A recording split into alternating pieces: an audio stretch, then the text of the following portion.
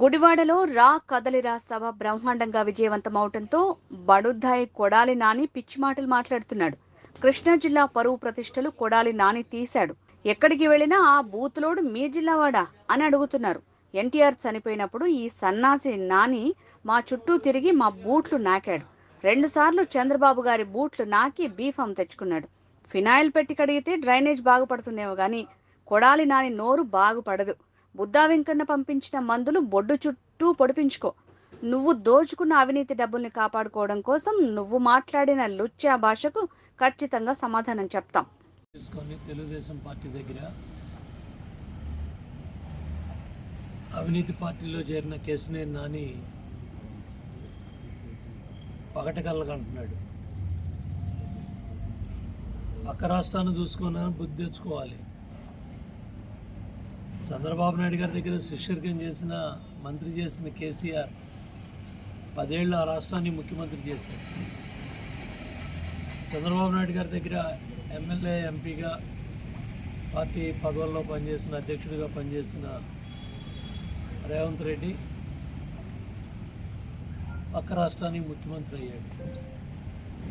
ఇవాళ వేరే పార్టీల్లోకి వెళ్ళిన రేవంత్ రెడ్డి కావచ్చు, సీతక్క కావచ్చు, ఇవాళ ఒక రాష్ట్రానికి ముఖ్యమంత్రిగా, ఒక రాష్ట్రానికి క్యాబినెట్ మంత్రిగా ఎంతోమంది తెలుగుదేశం పార్టీలో ఎన్టీ రామారావు గారు, చంద్రబాబు నాయుడు గారు ఉన్నప్పుడు దగ్గర నుంచి ఎమ్మెల్యేలుగా పనిచేసిన వాళ్ళు, ఎంపీలుగా పనిచేసిన వాళ్ళు, ఎమ్మెల్సీలుగా పనిచేసిన వాళ్ళు, రాజ్యసభ మెంబర్లుగా పనిచేసిన వాళ్ళు, జిల్లా పరిషత్ చైర్మన్గా పనిచేసిన వాళ్ళు, ఎంపీపీ, జడ్పీటీసీ, సర్పంచులుగా పనిచేసిన వాళ్ళు వివిధ పార్టీల్లో, మా పార్టీయే కాకుండా వివిధ పార్టీల్లో ఉన్నతమైన స్థానాలకు వెళ్ళారు.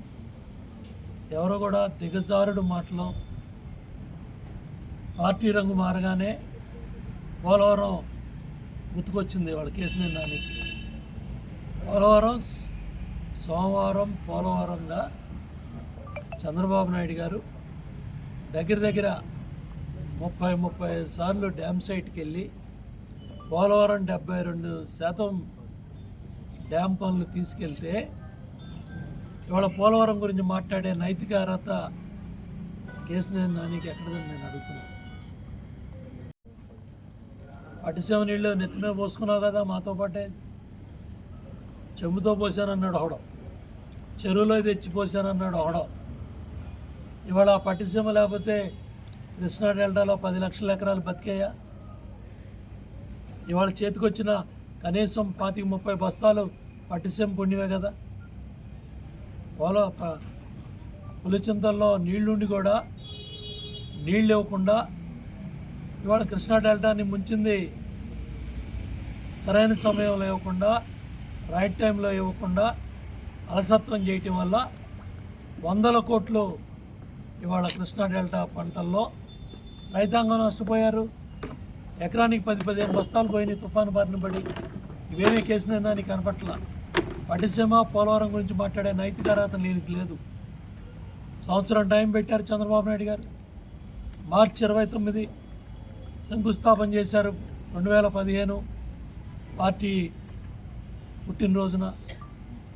సెప్టెంబర్ 16 బ్రహ్మోత్సవాలు ఇక్కడే మీరు చూశారు. కృష్ణమ్మ తల్లి నీళ్ళలో గోదావరి తల్లి నీళ్ళు వచ్చి కలిశాయి, మీరే సాక్ష్యం. ఇవాళ పార్టీ మార్చి, రంగు మార్చి, జెండా మార్చి ఇవాళ చూసారా ముసుగులు తొలిగిపోయాయి. ఎమ్మెల్యే వసంత కృష్ణప్రసాద్, ఎంపీ కేసినేని నాని చట్టాపట్టాలు వేసుకొని నిన్న మైలవరం మార్కెట్ యార్డ్లో ట్యాంకులు, ట్రాక్టర్లు, అంటే ఈ రాజకీయ వ్యభిచారం ఎన్నికల ముందు నుంచి జరుగుతుంది. నిన్న బట్టబయలైంది. ఇద్దరు పార్టీలో ఆలింగనాలు చేసుకుంటున్నారు. ఒకటే పార్టీ. ఎన్నికల ముందు జరిగిన లాలూచీలు, ఎన్నికల ముందు జరిగిన తప్పుడు కార్యక్రమాలన్నీ కూడా ఇవాళ మైలవరం ప్రజలకి, జిల్లా ప్రజలకి అందరికీ బట్టబయలైపోయినాయి. మీ లాలూచి వ్యవహారాలన్నీ కూడా 2 ఓట్లని చెప్పిన ఎమ్మెల్యేలు ఓడిపోయారు 6. అక్కడ శ్రీరంగ నీతులు ఎవరు చెప్తున్నారు నాని? శ్రీరంగ నీతులు నువ్వు చెబుతున్నావు, పగటి కాలంలో నువ్వు అంటున్నావు. వైసీపీ పార్టీలో చేరి మా పార్టీ లేదని చెబుతావా? మా పార్టీని భూస్థాపితం చేస్తామన్న వాళ్ళే మొక్కలైపోయారు. మా పార్టీ ఉండదని చెప్పిన వాళ్ళే గాల్లో కలిసిపోయారు. తెలుగుదేశం పార్టీ అనేది మహానుభావుడు స్వర్గీయ నందమూరి తారక రామారావు గారు మహానుభావుడు ఏ బ్రహ్మముహూర్తాన్ని పార్టీ పెట్టారో ఇవాళకి ఎన్ని ఆటుపోట్లైనా, ఎంత అవకాశవాదులు, మీలాంటి అవకాశవాదులు 2 సార్లు బీఫామ్ తీసుకొని పార్టీ దగ్గర ఆర్థిక సాయం తీసుకొని శాసనసభ్యుల రెక్కల కష్టంతో మీరు గెలిచి వాళ్ళ కార్యకర్తల నాయకులు గుండెల మీద తన్ని పరాయి పంచిన వైసీపీ పార్టీని అవినీతిపరుడు పక్కన పంచం చేరి ఈ దుర్మార్గుడు వసంత కృష్ణ ప్రసాద్ చేసే దుర్మార్గాలు నీకు కనపడలేదా? కొండపల్లి అడవిలో వీళ్ళంతా రాళ్ల దెబ్బలు తినలేదా? 307 కేసులు పెట్టించుకోలేదా? కొండపల్లి మున్సిపాలిటీ కేసు కోర్టుల్లో పెట్టి 2 ఏళ్లుగా వీళ్ళని మానసిక క్షోభకు గురి చేస్తామన్న వసంత కృష్ణ ప్రసాద్ పక్కన కూర్చొని శ్రీరంగ నీతులు చెప్తావా? పగటి కళ్ళకు అంటావా? మా పార్టీ ఉండదని చెప్తున్నావా? భూస్థాపితం అయ్యేది మీ పార్టీయే, గుర్తుపెట్టుకో. వైసీపీ పార్టీ బంగాళాఖాతంలో కలిసేది వైసీపీ పార్టీ, గుర్తుపెట్టుకో. ఇదే చివరి ఎన్నికలు నీకు, మాకు కాదు. చివరి ఎన్నికలు మీకే అవుతాయి. తెలుగుదేశం జనసేన ప్రభుత్వం అధికారంలో రాబోతూ ఉంది. 151 సీట్లని విర్రవీగుతా ఇవాళ తప్పుడు కోతులన్నీ వస్తూ ఉన్నారు.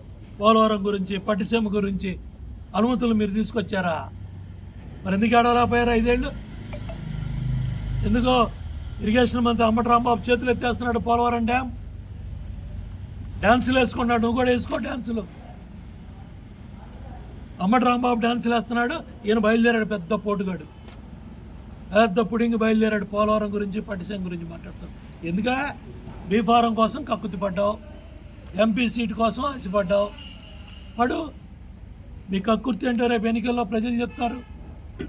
అన్నతల్లి లాంటి పార్టీ ఆదరించి అన్నం పెట్టి ఆర్థిక సాయం చేసి అందరూ కార్యకర్తల నాయకుల కష్టంతో ఎంపీ అయ్యావు. రాజకీయ వ్యభిచారం, జెండాలు మార్చేసావు, పార్టీ మార్చేసావు. ఇవాళ పగటి కాలంలో మాట్లాడుతున్నావు.